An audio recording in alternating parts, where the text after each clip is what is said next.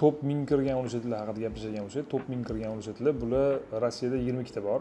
Dunyoda 1000 ta, Rossiyada 22 ta bor. 22 tadan ko'proq Moskva, Sankt-Peterburgda joylashgan. Sankt-Peterburgda 4 ta, Moskvaga 10 ga yaqin. Qolgan viloyatlarda joylashgan. 5 tasini gapirsak, MGU bilan Sechenov Moskvada, Vысшая школа экономики, Ranxix kiradi.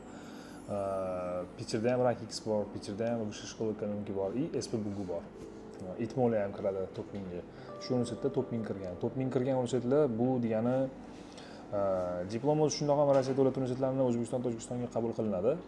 Top 1000 kirgan universitetlarning yaxshi tarafi без ничего. Siz shuni bitirdingizmi, сразу управлениеga kattaroq joyga сразу oladi. Sababi bu yerda top 1000 o'zidan o'zi emas. Top 1000 deganda kontrakt balandroq, o'qish qiyinroq, требования ko'proq bo'ladi. Shuning uchun top 1000 kirgan universitetlarda bitirish qiyinroq.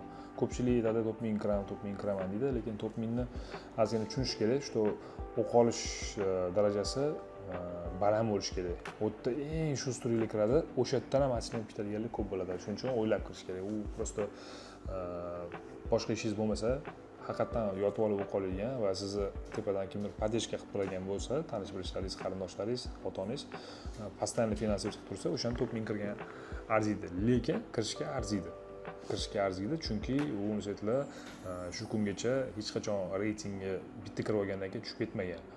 Har doim bularning проверкалari bo'ladi, akkreditatsiya litsenziyasi проверкалар qilishadi.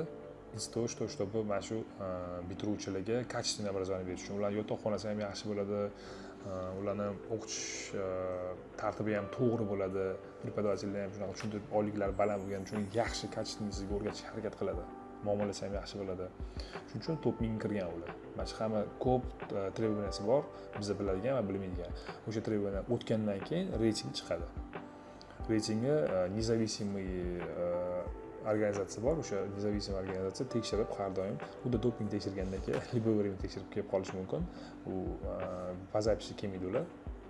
O'sha reytingdan o'tgan universitetga faqatgina top 1000 degan maqom beriladi. U har yil o'tadi tekshirish. Har yil tekshirishadi. Shuni hisobga olganda bu reytingda har yili ushlab kelayotganlar ular har doim zo'r.